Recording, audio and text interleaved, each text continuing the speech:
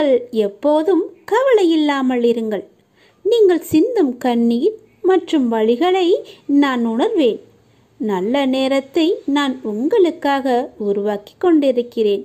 நான் உங்களை நிச்சயமாகவே பாதுகாப்பேன் என்ற நம்பிக்கை உனக்குள்ளே வேண்டும். உங்கள் மீதுதான் என்னுடைய அன்பையும் அக்கறையையும் நான் செலுத்தி கொண்டிருக்கிறேன். உங்கள் அனைவரையுமே என்னுடைய குழந்தைகளாக நான் பார்த்து கொண்டிருக்கிறேன். என் குழந்தைகளை நான் நேசிக்கிறேன். என் அனுமதி இல்லாமல் எதுவுமே நடக்காது.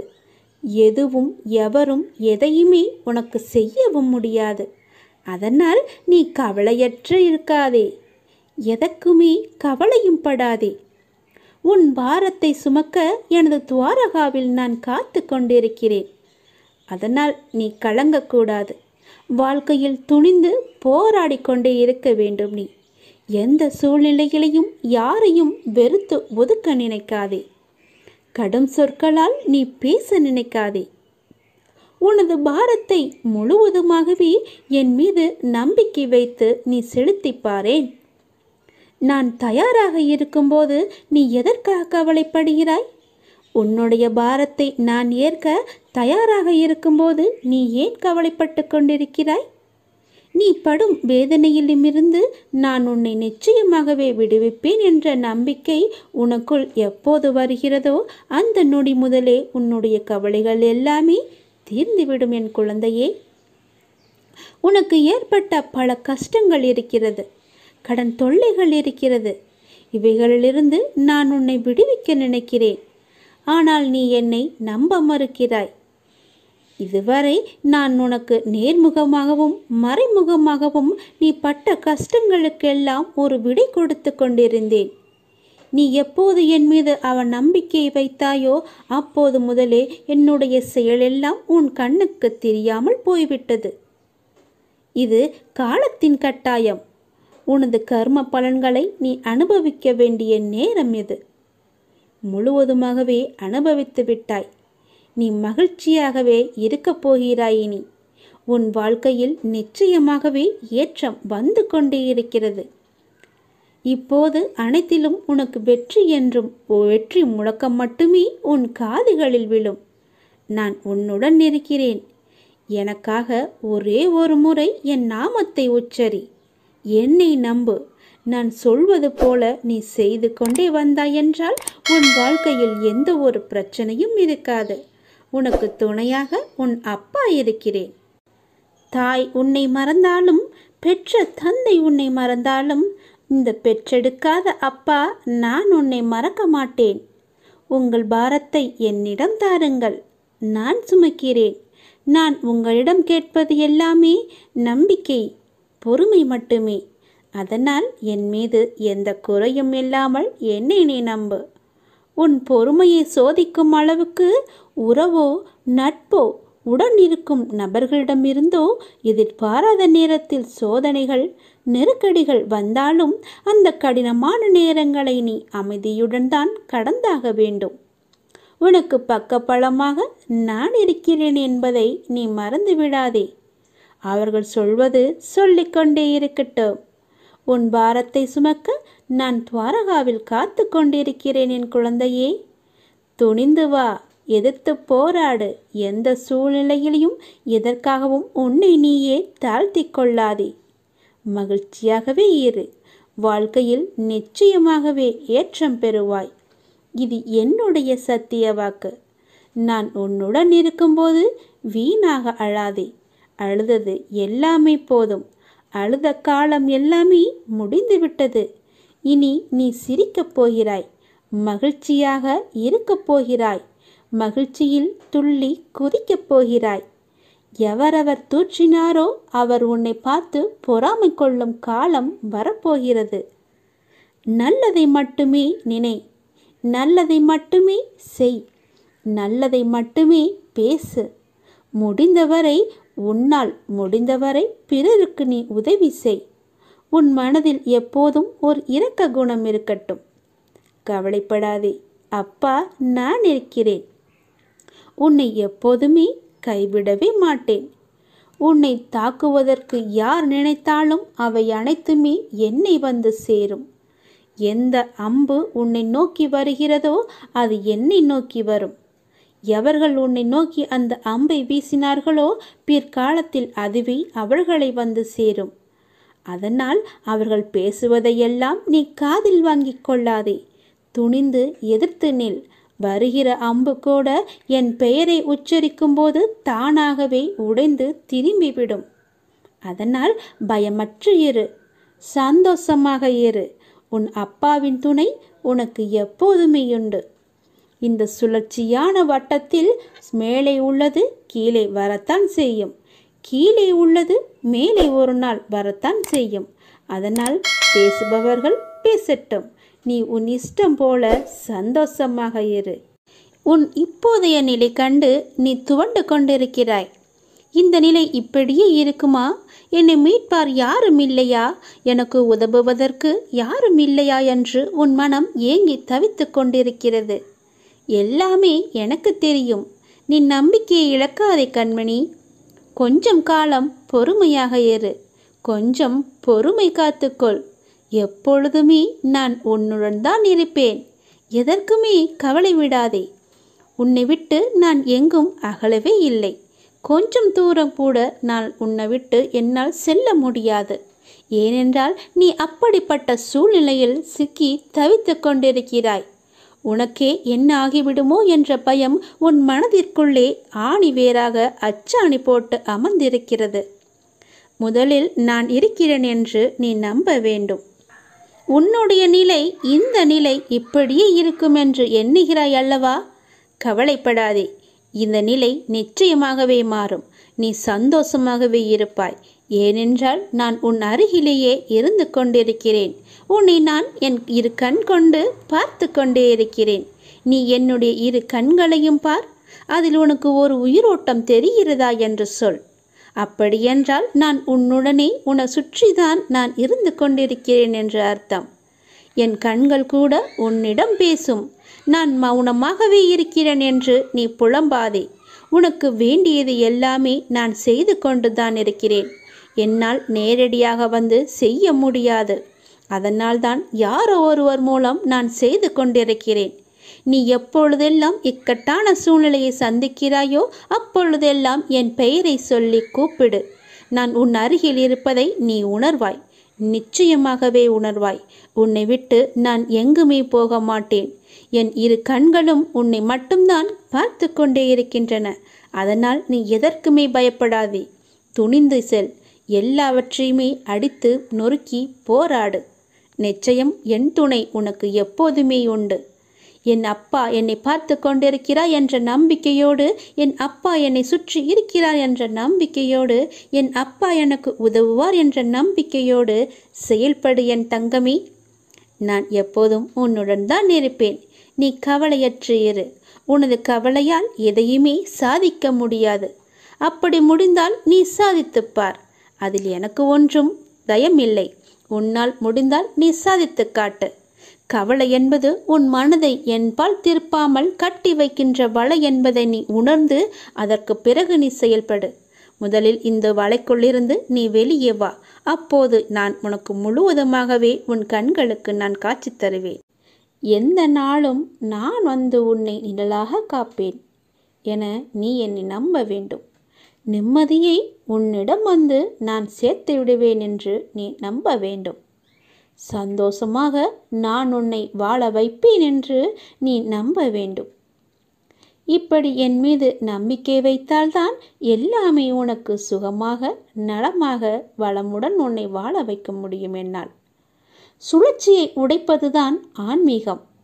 செக்கு மாடு சுற்றி சுற்றி வருவது போல மீண்டும் மீண்டும் சுழல்கிறீர்கள். குழந்தையாக இருக்கும்போது விளையாட்டு, இளமையில் வேறு நாட்டம், 40 வயதை தாண்டினால் குழப்பமான மனநிலை, 60 வயதில் என்ன நடக்கிறது எனக்கு, எதற்காக இந்த வாழ்க்கை என்ற கேள்வி.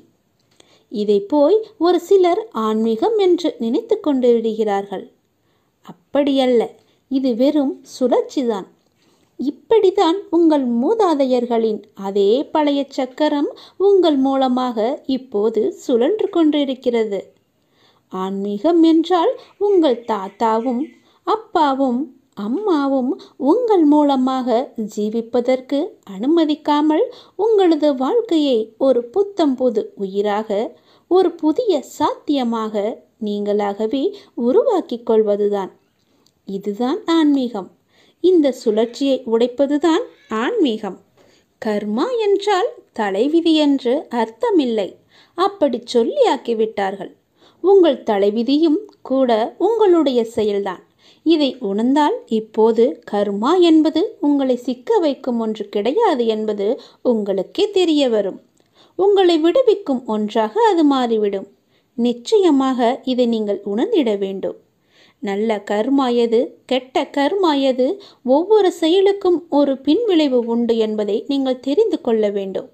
உங்கள் செயலுக்கான விளைவு எப்படி இருந்தாலும் அதை நீங்கள் சந்தோஷமாக ஏற்றுக்கொள்ள தயாரானால் அது நல்லதா கெட்டதா என்ற கேள்வியே வராது. கர்ம வினைகள் பற்றிய கவலையே இருக்காது. மற்றபடி பாவம் புண்ணியம் என்பதெல்லாம் சொர்க்கம் பற்றி பேசுபவர்கள் பயன்படுத்தும் வார்த்தைகள். இயற்கை என்பது கொடூரமானதும் இல்லை, கருணையானதும் இல்லை. நல்லது கெட்டது என்பதெல்லாம் மனிதரின் பார்வையில் உள்ள கோணம்தான். மனிதன் அதை எப்படி பார்க்கிறான் என்பதை பொறுத்துதான் நல்லதும் இருக்கிறது, தீயதும் இருக்கிறது. நாம் நடந்து கொள்ளும் விதத்திலும் இது இருக்கிறது. அதனால் நாம் செய்யும் செயல்தான் நம்மை சுற்றி வரும் என்பதை நீங்கள் மறந்து விடாதீர்கள். நல்லதே செய்யுங்கள், நல்லது நடக்கும். இனி நீ மகிழ்ச்சி பாதையில் செல்ல இருக்கிறாய். உன்னுடைய கர்மாக்கள் எல்லாமே முடிந்துவிட்டது. நான் உனக்கு ஒளி ஏற்றிவிட்டேன். உன்னுடைய வாழ்வில் நான் தீபங்களை ஏற்றிவிட்டேன். உன் வாழ்க்கை வண்ணமயமாக ஒளிமயமாகவே இருக்கப் போகிறது. எல்லாவற்றிற்குமே உன்னை நான் தயார்படுத்திவிட்டேன். வெற்றியை பெறுவதற்கும் நீ தயாராக இரு. ஏனென்றால் கடைசி நிமிடத்தில் கூட அதிசயம் நடக்கலாம் என்று சொல்லியிருந்தேன் அல்லவா? அது இப்போது நடந்துவிட்டது. இறுதி வெற்றி உனக்குத்தான். நான் இப்போது கூறியிருப்பதை கொஞ்சமாக கேள். சற்று நேரம் ஒதுக்கி எனக்காக நேரம் ஒதுக்கி இவை கேள். நீ செல்லும் இடமெல்லாம் இந்த அப்பாவின் துணை நிச்சயமாகவே இருக்கும். உனக்கு நீ நினைத்த மாதிரியே, நீ எதிர்பார்த்த மாதிரியே அது உன்னை வந்து சேரப்போகிறது. இனி நீ நினைத்த வாழ்க்கை உனக்கு கிடைக்கும். என் வாக்கு என்றுமே பொய்யாகாது. உறவுகள் எல்லாமே உன்னை பாராட்டப் போகின்றனர். உறவுகள் எல்லாமே உன்னை வாய்ப்பிழந்து பார்க்க போகிறார்கள். இவரா இப்படி என்று அண்ணாந்து பார்க்க போகிறார்கள். எல்லோருமே உன்னை பாராட்டப் போகிறார்கள். ஆனால் நீ கொஞ்சம் பொறுமையாக இருக்க வேண்டும். எனது பெருமை பற்றி நானே உனக்கு சொல்லக்கூடாது. நீ கொஞ்சம் பொறுமையாக இரு. நான் எனது அதிசயத்தை நிகழ்த்துவதற்கு தயாராகிவிட்டேன்.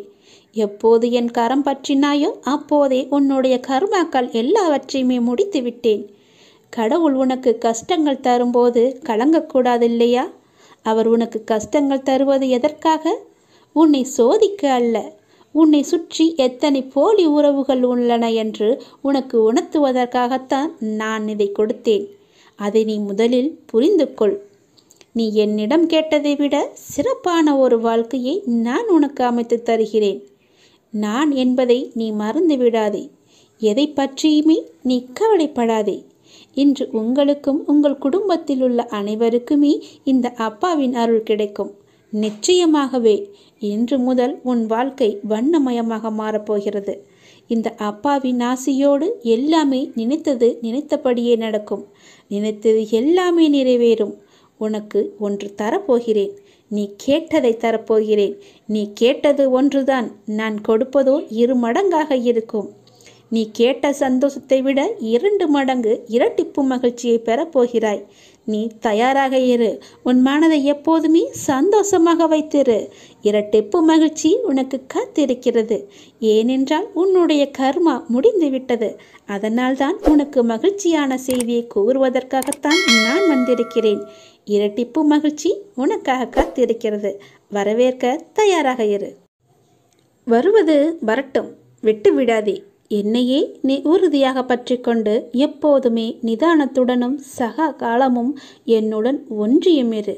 எப்போதுமே உன் அப்பாவின் துணை எப்போதுமே உனக்கு இருக்கும். நீ இழந்ததை நினைத்து வருந்தினால் நீ இருப்பதையும் இழந்து விடுவாய். நீ இருப்பதை நினைத்து மகிழ்ச்சியாக இரு. நீ எவ்வளவு இழந்தாயோ, எத்தனை இழந்தாயோ அத்தனையுமே நான் உன்னை வந்தடையும்படி நான் செய்கிறேன். இழந்ததையும் நீ சீக்கிரமாகவே அடைந்து விடுவாய். உன் மனதில் நீ மகிழ்ச்சியாக இருந்தால் மட்டுமே. நான் சொல்வது புரிகிறதா? இழந்ததையே நினைத்து நீ வருந்து கொண்டிருக்காதே. இருப்பதையும் நீ இழந்து விடுவாய். அப்புறம் உனக்கு என்று ஒன்றுமில்லாமல் போய்விடும். உன்னிடம் எவ்வளவு இருக்கிறதோ உனக்கு மன திருப்தியாக வைத்துக்கொள். உன் மனதை எப்போதும் திருப்தியுடனும் மகிழ்வுடனும் வைத்துக்கொள். நீ இழந்தது எவ்வளவாக இருக்கட்டும், அனைத்தையுமே நான் அடைய வைப்பேன். கவலையின்றி இரு. போய்விட்டதே என்று மனம் பதறாதே. எதை உன்னால் ஏற்றுக்கொள்ள முடியவில்லையோ அதை நீ மாற்றிக்கொள்ள பழகிக்கொள். எதை உன்னால் மாற்றிக்கொள்ள முடியவில்லையோ அதை நீ ஏற்றுக்கொள். இதுதான் வாழ்க்கை. உங்கள் எல்லா வழிகளையுமே நான் தூக்கி எறிந்து விடுவேன். என்னை நம்பினால் மட்டுமே, விசுவாசமும் பொறுமையும் வைத்தால் மட்டுமே. உங்களுக்கான நல்ல நாள் வந்து கொண்டே இருக்கிறது. நீ என்னிடம் எதிர்பார்த்து வந்த விஷயம் நிச்சயமாகவே கைகூடி வரப்போகிறது.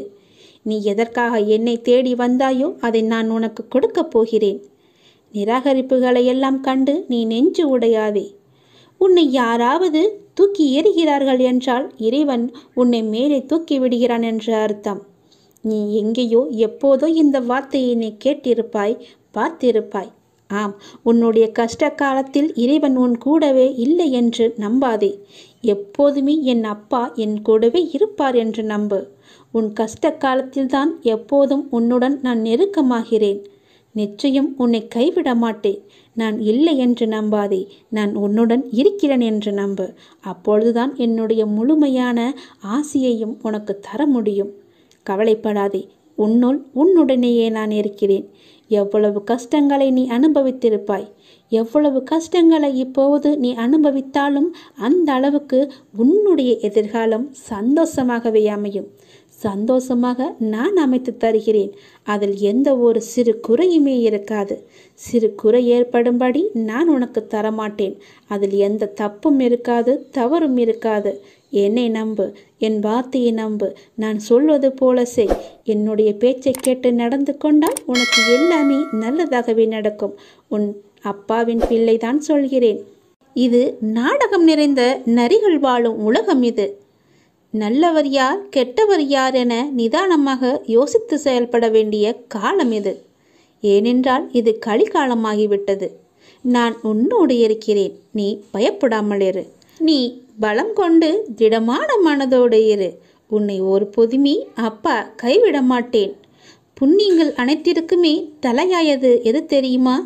நன்றி பாராட்டுவதுதான். பாவங்கள் அனைத்திற்குமே தலையாயது நன்றியை மறப்பதுதான். செய்த நன்றியை மறப்பதுதான் பெரிய பாவம். தக்க சமயத்தில் செய்த உதவிக்கு நன்றியை கொன்றவனுக்கு ஒரு பிரயோஜனமும் இல்லை, ஒரு சித்தமும் இல்லை. நம்மை பெற்று வளர்த்த அன்னையும் பிதாவும் முன்னறி தெய்வம், கண்கண்ட தெய்வம். அவர்களுக்கு செய்யும் பணிவிடைகளே நீ செலுத்த வேண்டிய முதன்மையான நன்றி கடன். ஏனெனில் அதன் நன்மை என்பது கடலை விட பெரியது. தள்ளாத காலத்திலாவது நீ அவர்களின் மனம் மகிழும்படி நடந்து கொள். நீ என்னதான் தான தர்மம் செய்து வந்தாலும் அவர்களை நல்லபடியாக வைத்து கொள்ளாவிட்டால் நீ எதிலுமே வெற்றி பெற முடியாது. உன் உண்மை அன்பிற்கு கட்டுண்டவர்களை தவிர வேறு எவரின் அசட்டு பேச்சுகளுக்கும் நீ உன் மனதில் இடம் கொடுத்து விடாதே. எந்த சூழ்நிலையிலும் உனக்கு தக்க சமயத்தில் உதவி புரிந்தவர்களை உதாசீனப்படுத்தாதே. உதவி செய்தவர்களுக்கு நன்றி பாராட்டுவதுதான் மிகப்பெரிய புண்ணியம். உனக்கு பின்னால் இருப்பது யார் என்று தெரிந்து கொள். உனக்கு பின்னால் இருப்பது நான் தான். உன்னை நான் கைவிடவே மாட்டேன். எல்லாமே சரியாகிவிடும். எதற்குமே நீ அஞ்சாதே. உன்னோடும் உன் குடும்பத்தோடும் நான் உன் அப்பா இருக்கிறேன். எதற்குமே கலங்காதே. உன்னை நான் அல்லவா எப்போதுமே பார்த்து கொண்டிருக்கிறேன்.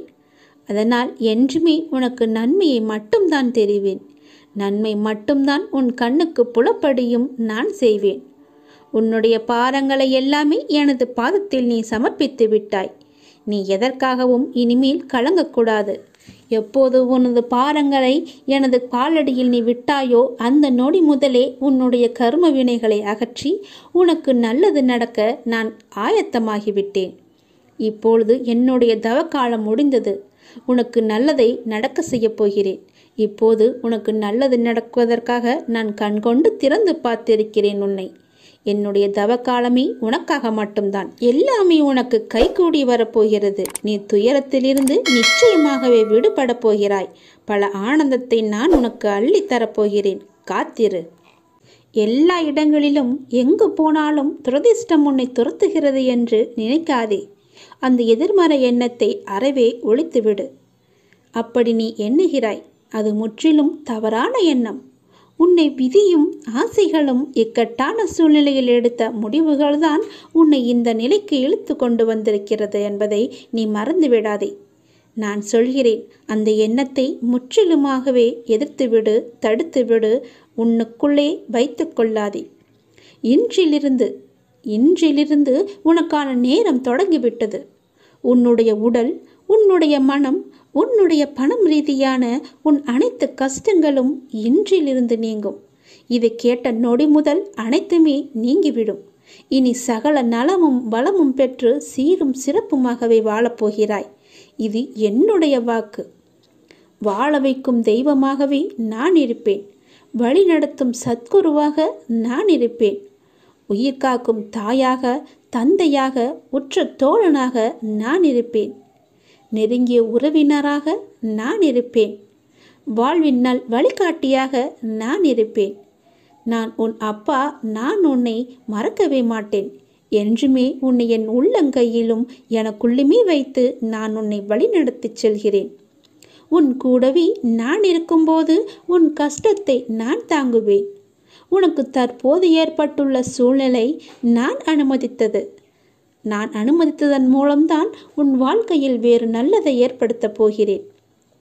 எந்த குழப்பத்தையும் நீ உனக்குள்ளே ஏற்படுத்தி கொள்ளாதே. நான் உன்னை எந்த சூழ்நிலையில் இருந்தும் வெளியே கொண்டு வந்து விடுவேன். எவற்றை பற்றியுமே நீ கவலைப்படாதே. எல்லாமே எனக்கு தெரியும். என் அனுமதியின்றி எதுவுமே உன்னை நெருங்க முடியாது. உன்னை திருப்திப்படுத்துவேன். என்னையே நம்பி இருக்கும் உன்னை காப்பதே என்னுடைய வேலை. உன் அப்பா நான் இருக்கும் வரை உன்னை நான் தாங்கிக் கொண்டே இருப்பேன். எந்த சலனமும் பயமும் வேண்டாம் உனக்கு. உன் கஷ்டத்தை நான் தாங்குவேன். நீ நிச்சயமாகவே முன்னேறுவாய். உன் மனதில் எந்த ஒரு பயத்தையும் ஏற்படுத்தி கொள்ளாதே. அப்படி உன் மனதில் பயம் இருந்தால் அதை தூக்கி எறிந்துவிடு. உன்னோடு நான் இருக்கிறேன். எல்லாவற்றையுமே நான் பார்த்து கொள்வேன். பல இரவுகள் நீ தூங்காமல் கழித்தது எல்லாமே எனக்கு தெரியும். எத்தனை இரவுகளை நீ அழுது கொண்டே இருந்தாய், அழுது புலம்பிக் கொண்டே இருந்தாய் என்று. எத்தனை இரவுகளை நீ முழித்திருந்தே கழித்தாய் என்று எனக்கு நன்கு தெரியும். அதனால் கவலைப்படாதே. இந்த நொடி முதலே உன் வாழ்க்கைக்கான நல்ல ஆரம்பம் தொடங்கிவிட்டது. எல்லாம் வெற்றியே.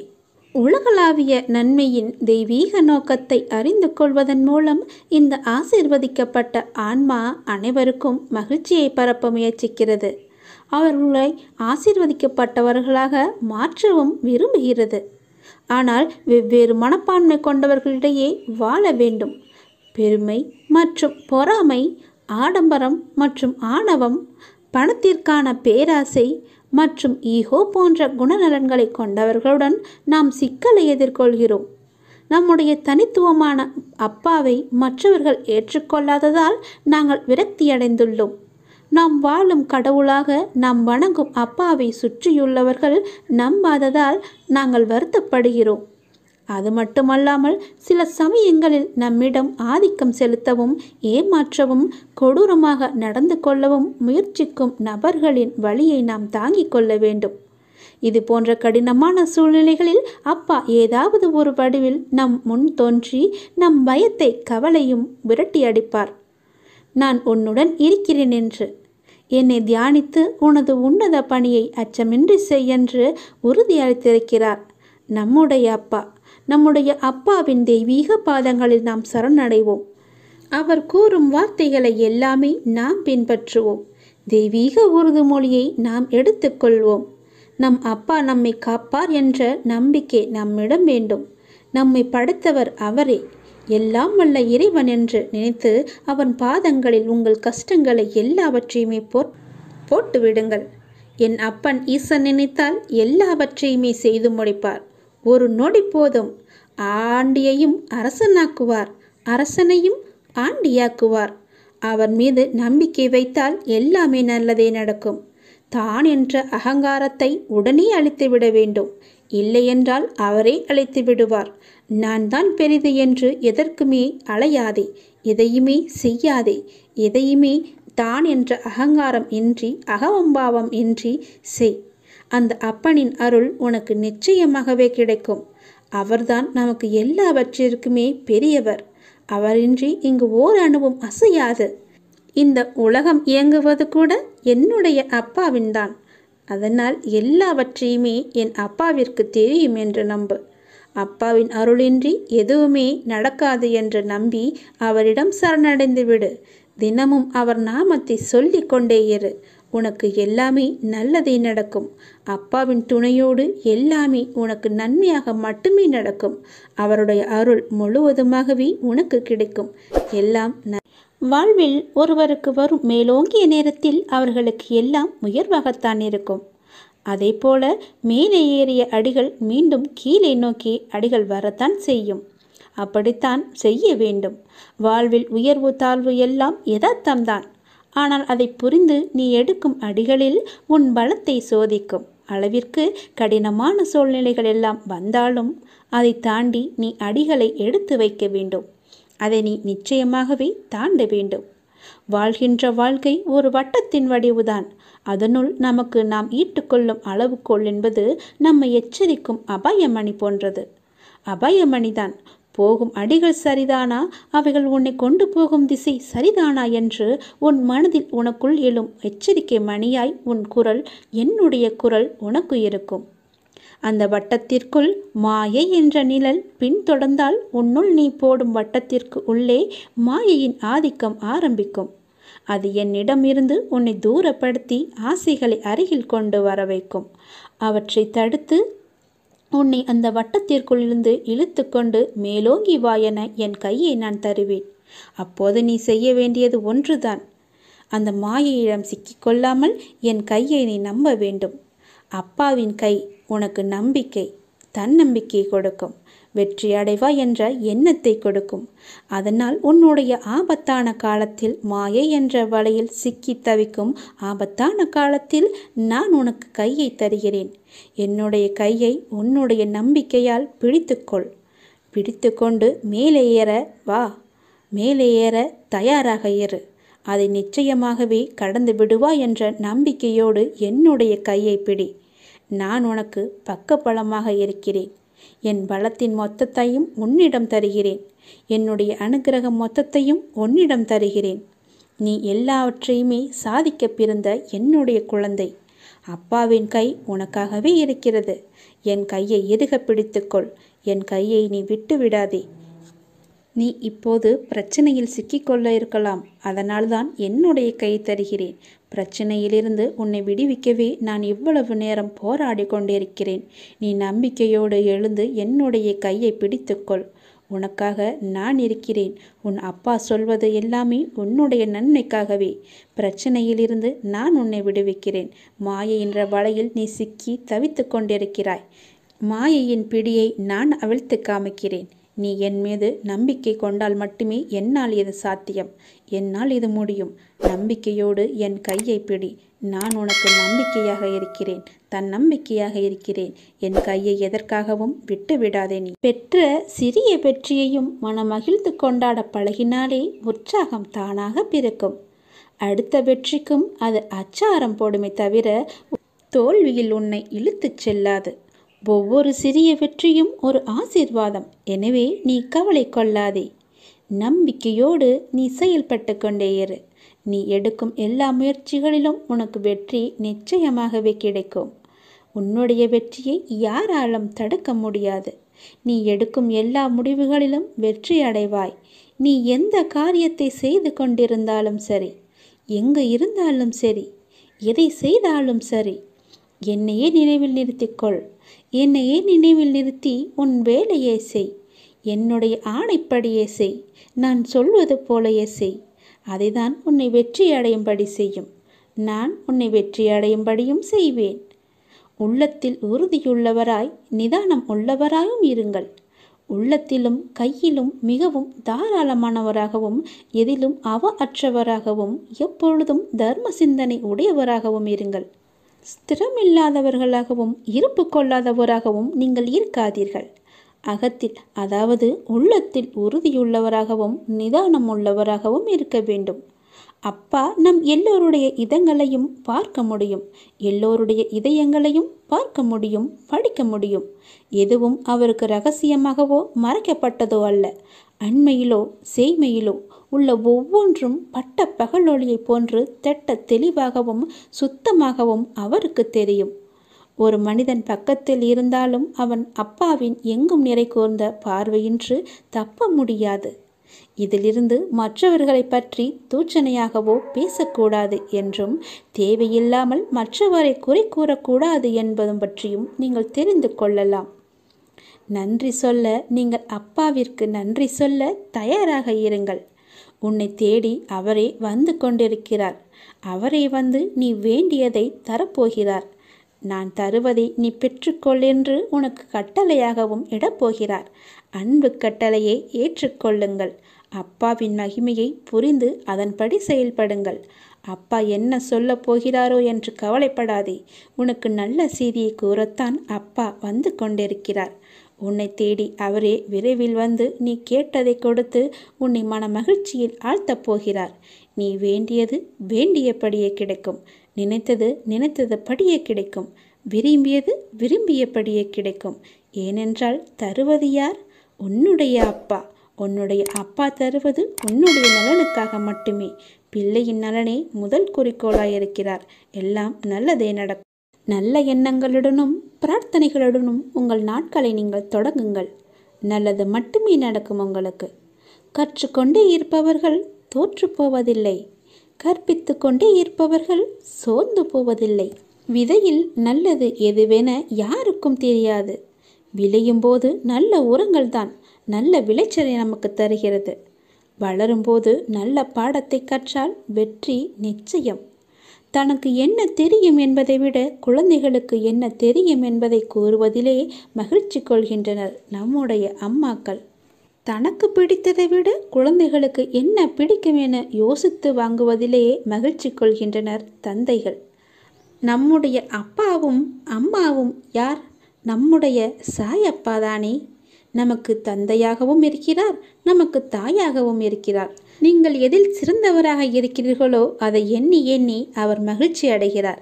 எல்லோரிடமும் போய் சொல்லி உங்களை அவர் பிரபலப்படுத்துகிறார். பிள்ளைகளின் தகப்பனாக தனக்கு பிடித்ததை விட குழந்தைகளுக்கு என்ன பிடிக்கும் என யோசித்து வாங்கி உங்களை அவர் மகிழ்ச்சியில் ஆட்கொள்ள வைக்கிறார். பாபா எப்போதும் உங்களுக்கு நல்ல ஒரு பெற்றோராகவே இருந்து கொண்டிருப்பார். அன்பின் வடிவம் பல கோணத்தில் வரலாம். ஆனால் உண்மையான அன்பு உருவத்தில் மட்டுமே உருவாகுவதில்லை, உங்களுடைய உள்ளத்தாலும் உருவாகுகிறது. அப்பா உங்கள் மீது எப்போதுமே அன்பு கொண்டவராக இருக்கிறார். உங்களுக்கு அனைத்து சோதனைகளும் உன் மன வேதனைகளும் இன்றுடன் உன்னை விட்டு மறைய போகிறது. உன் எதிர்கால வாழ்க்கை நீ எதிர்பார்ப்பது போல அமைய போகிறது. அப்பா உங்களுக்கு எதிர்கால வாழ்க்கையை சிறப்பாக அமைத்து தருகிறேன், சிறப்பாக அமைத்திருக்கிறேன். அதில் நீ சென்று வாழப்போகிறாய். சூழ்நிலைக்கு ஏற்ப வாழ்க்கையை அமைத்து கொள்வதுதான் வெற்றிகரமான வாழ்க்கையின் பூரண ரகசியம். இந்த உண்மையை உணர்ந்தவர்கள் வாழ்வில் நிச்சயமாகவே வெற்றி பெறுவார்கள். உனக்கு வரும் பிரச்சனைகள், கஷ்டங்கள் எல்லாவற்றையுமே தூரத்தில் என்று ரசித்து பழகு. அதை நீ கிட்ட வர வைக்காதே. கிட்ட வர வைத்தால் உனக்கு தான் கெடுதல். தள்ளி நின்று பார்க்க நீ பழகிக்கொள். தள்ளி நின்று பார்க்கும்போது அது உனக்கு மிக சாதாரணமாக தெரியும், மிக சிறியதாக தெரியும். கிட்டே வரும்போதுதான் அது உனக்கு பெரிய பூதாகரமாக இருக்கும். அதற்கான தீர்வு காண்பதும் மிக கடினமாகிவிடும். அதனால் எல்லாவற்றையுமே தூர இருந்தே பார்க்க பழகிக்கொள். அப்போதுதான் அது உனக்கு எளிதாக தெரியும். நான் மகிழ்ச்சி அடைய என்ன இருக்கிறது என்று கேட்காதே. உனக்கு எல்லாமே மகிழ்ச்சியான சூழலாக இனி ஒவ்வொன்றாக அமையப் போகிறது. இனி எல்லாமே நல்லதாகவே நடக்கப் போகிறது. பல வெற்றிகள் உனக்காக காத்து கொண்டிருக்கின்றன. நீ எதிர்பார்த்தது நிச்சயமாகவே நடைபெற நான் உன்னை ஆசீர்வதிக்கிறேன். நீ நன்றாகவே இருப்பாய்.